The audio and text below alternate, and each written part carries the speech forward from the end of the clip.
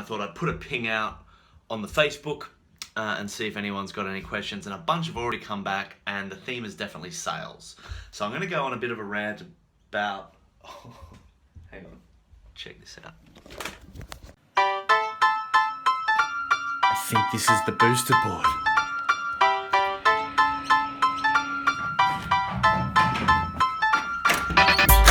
Awesome. Giant electric skateboard. The boosted board is charged. This needs an adventure. This is where I live. This is where I think I need to answer everyone's questions. What could go wrong? Switching to GoPro.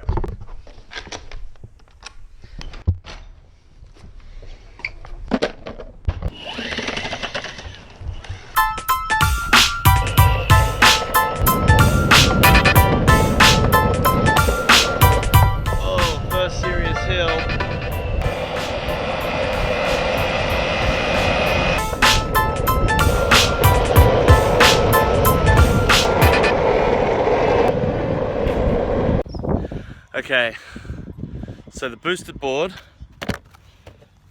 died. Not in a bad spot, to be fair.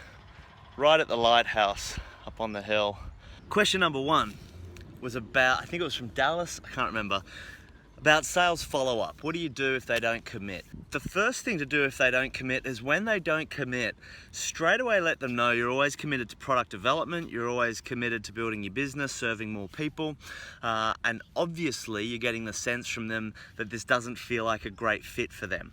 Two things you can do. Right there and then you can ask them why, and potentially that'll help you elicit some of the actual glitches, the impediments to them wanting to act. And then if that's not the case and you actually can't deliver on it, well then what I'd be looking at is asking, hey look, thanks for your feedback. We're going to be doing some product development over the next 3, 6, 9 months. Do you mind if I give you a call back in the next 3, 6, 9 months? I'll let you know how far we've come and see if maybe some of the things that we've developed between now and then could address some of the issues and concerns that you may have. That's option number one. Another option, depending on why they're not buying, is just to say, one of the things that I like to do, often circumstances aren't right, I like to follow up just to check in and see if the things that you're looking to change have changed. If they haven't changed, potentially then will be a better time. No one says no. No one ever says no.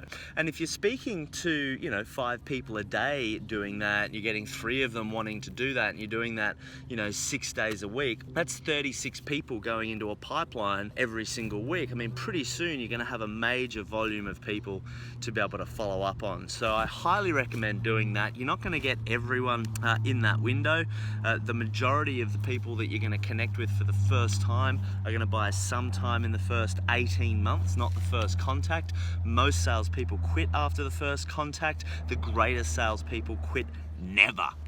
But at least you want to be getting to 5 contacts after 18 months before you might consider that person, probably not really nice way to put it, but like a dead lead. Okay, so Sarah asks how to reduce the duration of a sales cycle.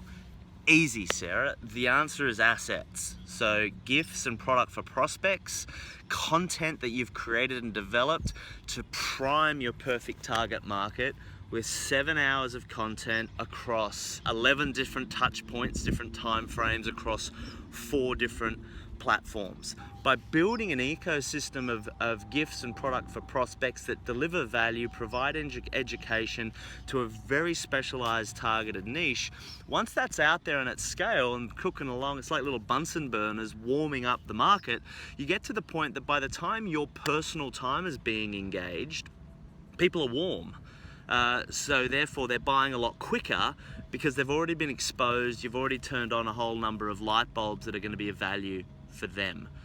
That's the only way to do it, is to prime them through products so it's not your time, and to close them with your time, and then the next step is for your team or your sales team to be able to close them so your time is disconnected from the whole sales process and you can focus on more strategic sales like partnerships, investors, JVs and whatnot. I'm going to pause it again, see what the next question is.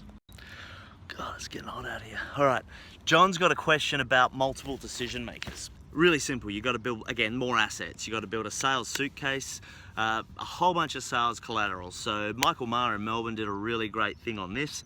Is he was talking to one layer of people that then needed to take it up to a board. So what he did is he recorded the conversation. Well, no, what he did is he had a big A1 piece of paper with a bridge on it, and he helped them map out where they are now, where they want it to be, textures, colors, used all their words, mapped it all out, had the architecture pre-planned, so it was like a pro forma.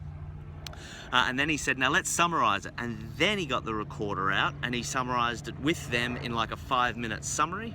So then those people could take the recording and that piece of paper that they created, and maybe a photo or whatever, up to the board or up to that next level, so they could go and actually sell the ideas in a highly concentrated 5 minutes. So Michael would come in, do all the work, spend hours with them, concentrating the value proposition into a clear model, which helped them identify their problems, their frustrations, the mistakes, all the issues that were showing up, and addressed and pre-framed all the concerns. So then they could bump it up in like a 5 or 10 minute presentation, which was pre-recorded.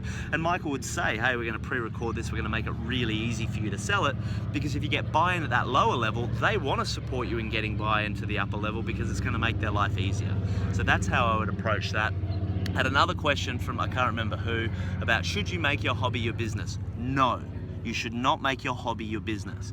You should make what is ever highest on your values your business. But my hypothesis that I'm running my life on is this idea that your ability to create value, your ability to maximize your creativity, your drive and enthusiasm is maximized at this intersection of your two highest values. I'm all in on that idea. My hobbies are surfing and fucking around on skateboards and, you know, playing around with movies and stuff. Do I want to go into a movie production career? No. Do I want to become a skater or a surfer? I mean, that's just ridiculous. I have no competitive advantage in any of those areas. What I do have a competitive advantage in is this intersection of business and kind of personal expression, empowerment, of which all these other elements are components of that. So I think you know, self-awareness in terms of your values, and by really focusing on your two highest values and working out how to create products and services and offerings that allow you to help people while intermingling your two high values, I think that's where you should be focusing on. That's it. It's got me all worked up. I'm gonna go stitch this together now. It's gonna be a long one, but there you go, ladies and gentlemen, over and out. Gonna need to get an Uber. By the way, if you like this stuff, what's really awesome is two things. One, if you can share it, that's obviously pretty awesome, because if I can get to more people and they like these ideas, that's kind of the whole point, right? The second thing that I would love is if you go to my page, facebook.com/glencarlson.cc, and you click like, but if you can also then click follow and see first, because like Facebook's set up where the odds of anything I post on my page getting anywhere near you are like tiny flies. Whereas if you click that, it means I'll pop up in your feed quite regularly, and I'm only going to put this sort of stuff up, so it's kind of like a flies. It's almost like subscribing. That's awesome if you could do that. Thanks.